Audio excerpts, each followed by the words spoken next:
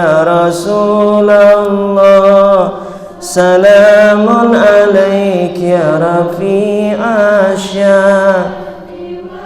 daraji. Satu hari ada sahabat Nabi itu orang miskin sekali.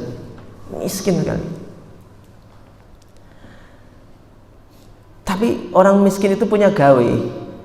Tahu punya gawe maksudnya? Punya hajat, ya. Punya hajat, itu orang miskin punya hajat.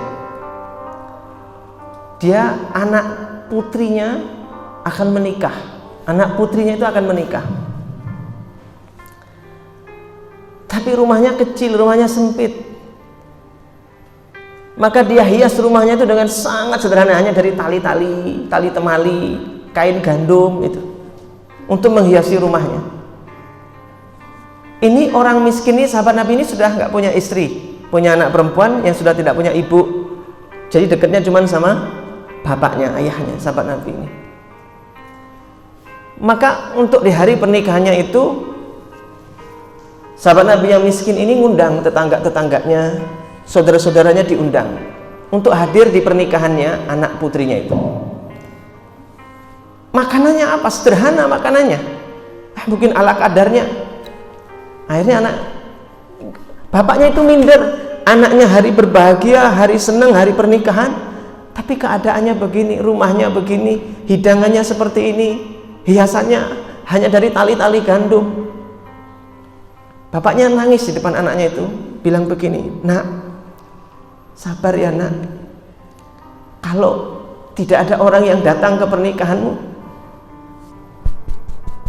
ayah yang akan menyenangkanmu, ayah yang akan membahagiakanmu." Bapaknya bilang gitu ke putrinya ini.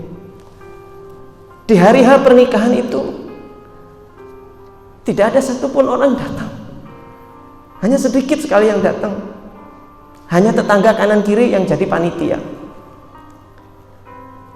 Tapi subhanallah, Rasulullah itu datang.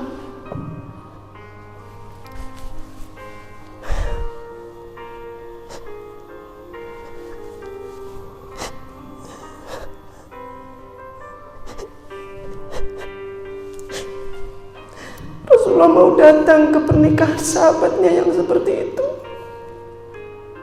dengan segala kemuliaannya Nabi Muhammad. Maka berbahagialah dia, berbahagialah orang-orang, tamu-tamu menyelaminya satu persatu, mencium tangan Rasulullah.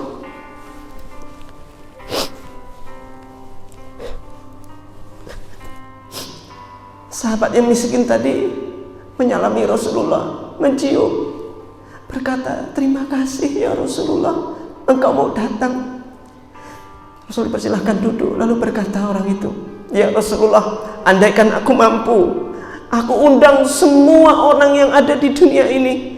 Andaikan aku mampu, aku undang semuanya untuk hadir di acara pernikahan putriku ini. Semua aku undang, dan semuanya tidak ada yang mau datang. Semuanya tidak ada yang mau datang. Cukup engkau datang, hanya engkau yang datang, itu sudah cukup bagiku ya Rasulullah. Bagiku engkau yang datang, itu sudah cukup bagiku ya Rasulullah."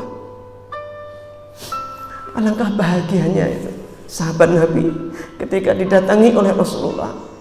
Maka dia berpelukan pada putrinya. Apa kata putrinya? "Ayah, ini berkah dari kesabaran ayah. Yang datang di pernikahanku bukan siapa-siapa, bukan orang sembarangan, tapi orang yang paling mulia sepanjang zaman. Orang yang datang di pernikahanku adalah Rasulullah, kekasihnya Allah Subhanahu wa ta'ala. Sudah cukup ayah, andaikan gak ada yang datang, ini sudah bahagia. Tidak ada yang lebih bahagia di dunia ini kecuali aku," katanya. Ya Allah, alangkah bahagianya.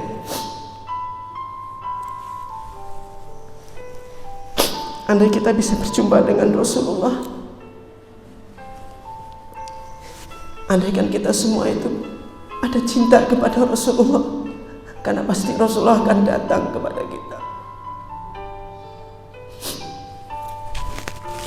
Andaikan kita tahu cintanya Rasulullah kepada kita, andaikan kita tahu cintanya sebenarnya Rasulullah kepada umatnya, bukan mata yang meleleh, tapi hati kita yang akan meleleh. ketika kita betul-betul tahu kecintaan Rasulullah kepada umatnya. Tidak ada yang lebih cinta kepada kita kecuali Rasul Shallallahu Alaihi Wasallam yang sangat sayang kepada umat. Rasulullah itu pernah disodorkan oleh malaikat Jibril di sebelah kanannya Nabi, diterima oleh Nabi buku di sebelah kanan Nabi, diterima. Kata malaikat Jibril, ya Rasulullah, itu adalah nama-nama ahli surga dari umatmu. Dibaca Nabi, bahagia Nabi.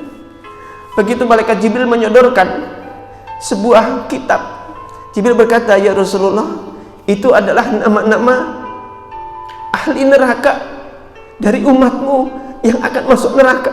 Nangis Rasulullah.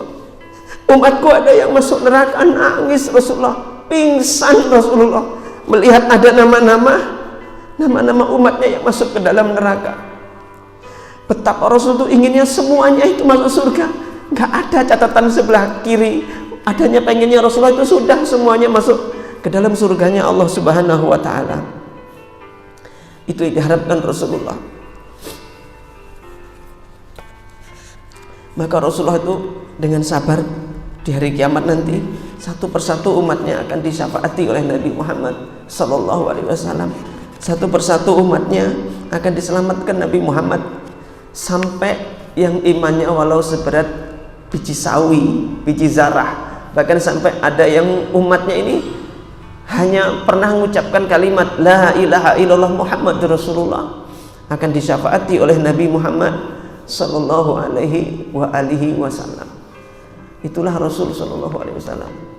Maka pasti bahagia ketika kita ini menjadi umatnya Nabi Muhammad, karena nikmat terbesar dalam kehidupan kita adalah Nabi Muhammad Sallallahu Alaihi Wasallam. Sebelum nikmat iman, sebelum nikmat Islam, sebelum yang lain-lain, sungguh nikmat Nabi Muhammad adalah nikmat terbesar. Di rumah kita itu kalau belum ada Nabi Muhammad, belum tersentuh cahayanya Nabi Muhammad, terasa rumah itu rasanya hawanya tidak enak, mungkin panas, mungkin kemerungsung, mungkin hawanya di rumah itu tidak enak. Tapi ketika rumah kita itu terperciki cahayanya Nabi Muhammad, rumah itu terasa rasanya berkah, rasanya adem, rasanya tentrem. Walaupun punya masalah loh ya, karena setiap orang pasti punya masalah, gak mungkin gak punya masalah, setiap orang pasti punya masalah. Tapi rasanya tenang, adem walaupun masalahnya besar. Dan itu akan terasa kalau di rumah-rumah kita itu ada mahabbah kepada Rasulullah SAW, ada cinta kepada Nabi Muhammad Sallallahu Alaihi Wasallam. Maka syaratnya harus ada cinta. Maka hadirkanlah cinta kepada Nabi Muhammad Sallallahu Alaihi Wasallam di dalam rumah kita. Hadirkan cinta. Mulut yang sering menyebut nama Nabi Muhammad, maka mulut itu akan berhenti dari ngomongin orang, berhenti dari menggosipin orang lain, berhenti dari kata-kata yang kotor, yang jorok, yang kasar. Itu akan hilang dengan sendirinya. Pun begitu ketika orang itu sering ingat Nabi Muhammad, pikirannya sering mikirkan Nabi Muhammad, maka di pikirannya nanti lama-lama akan bersih dari suuzon, berburuk sangka ke orang lain, mikir jelek ke orang lain. Itu lama-lama bersih. Dan kalau di hati seseorang ada cinta yang besar, rindu yang besar kepada Rasulullah, betul-betul di hatinya ada Rasulullah, lama-lama itu penyakit hati hilang dalam hati. Yang sombong, yang iri, yang benci, gak seneng sama orang lain, itu benci, itu penyakit-penyakit akan keluar. Karena Rasulullah SAW itu balsamur ruh. Rasul itu adalah obatnya rohani. Rasul itu obatnya hati.